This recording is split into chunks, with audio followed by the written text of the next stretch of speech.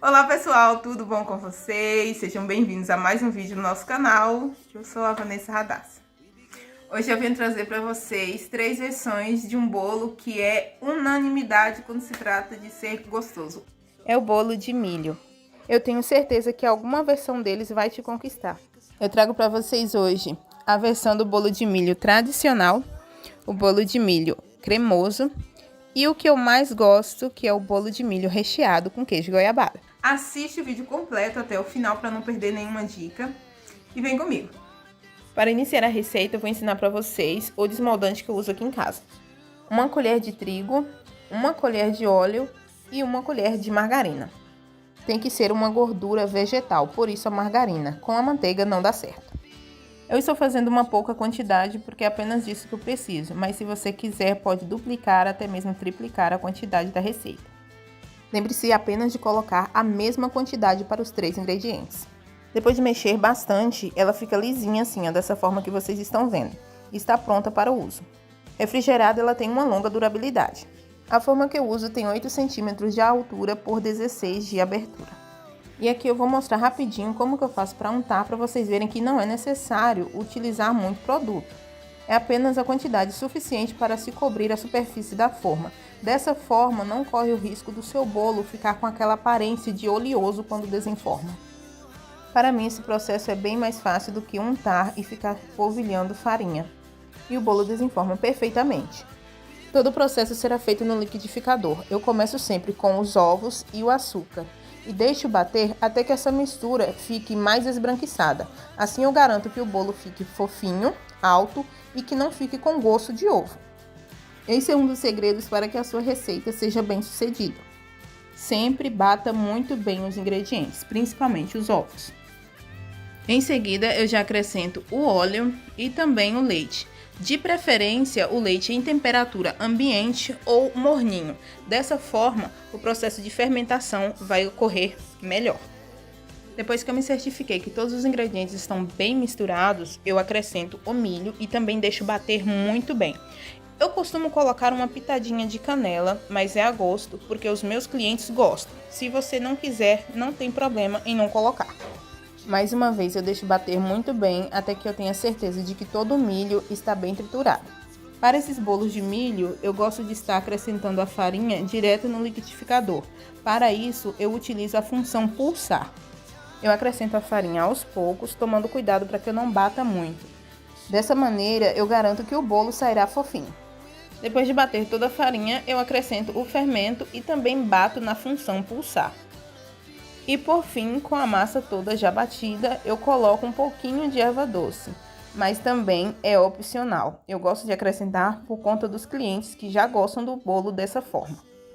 Depois de pronta a massa, eu transfiro para a forma já untada, sempre pesando para tentar manter o padrão. Essa minha massa rendeu 2 formas de 16 centímetros. O que eu tenho que me certificar aqui é que esses 2 bolos saiam com o mesmo peso ou com o peso mais aproximado possível. Essa massa me rendeu, em média, 500 gramas por forma. O segundo bolo que eu irei fazer é o de milho cremoso. E o processo é o mesmo. Eu sempre inicio batendo os ovos e o açúcar. Para esse bolo, por ele ser mais cremoso, eu não sinto a necessidade de deixar os ovos batendo por muito tempo antes de acrescentar os outros ingredientes. Já que ele é um bolo que não cresce muito exatamente por ser mais cremoso. Aliás, eu costumo fazer esse bolo sem utilizar a farinha de trigo. E eu vou usar 1 sachê de milho verde. Gente, não é publi, tá? Quem dera fosse, eu ainda não estou recebendo assim. Mas é só para mostrar para vocês quantos gramas tem na embalagem, no pacotinho. 170 gramas de milho. O milho sempre escorrido, tá bom, pessoal? Não coloquem essa água que vem nele, não. Sempre escorra antes.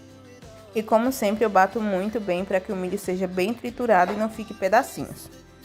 Em seguida, eu já adiciono o fubá. Esse fubá é aquele mimoso que é bem fininho. E como o fubá não desenvolve glúten, eu deixo ele batendo bem também, sem problema algum. Olhem só como fica a consistência, ele é bem mais mole. E por ser assim, eu não acrescento erva doce, senão ela vai toda pro fundo. Mais uma vez, essa receita me renderam 2 formas de 16, né, o aro 16. e divido o peso igualmente entre elas. Essa receita me rendeu 525 gramas por forma.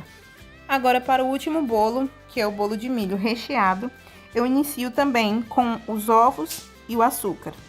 Depois de bater por alguns minutos, eu acrescento os líquidos, que são o leite e o óleo. Esse processo inicial é praticamente padrão. Esse bolo é o que vai mais milho, então eu utilizo 2 sachês desse e deixo bater muito bem para que fique muito bem triturado. Esse bolo é maravilhoso para você comer porque ele fica um gosto de milho bem ressaltado. Para venda, ele sai com um custo um pouquinho mais caro, mas vale muito a pena. Ele é um bolo bem mais saboroso por conter mais milho.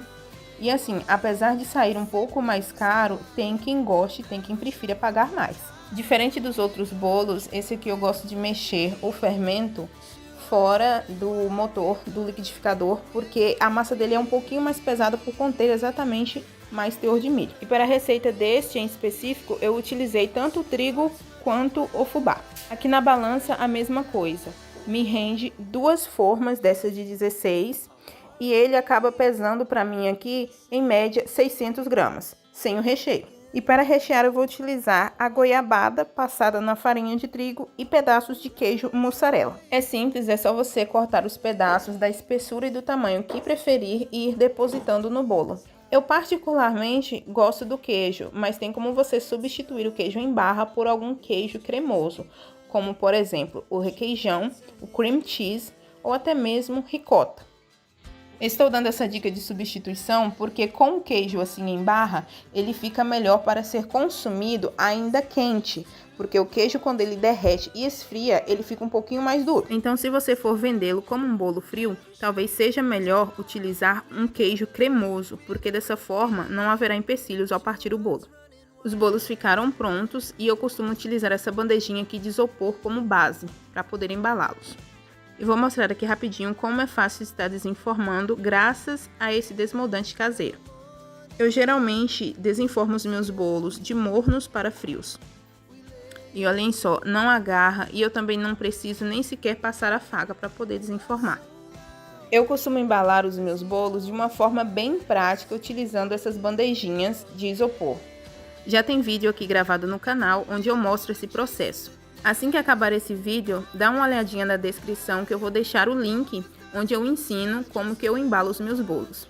Esse aqui que eu estou mostrando para vocês é o tradicional de milho. Fica super fofinho, uma delícia. Este segundo já é o cremoso. Ele fica um pouquinho menor, exatamente por não crescer muito por conta da cremosidade.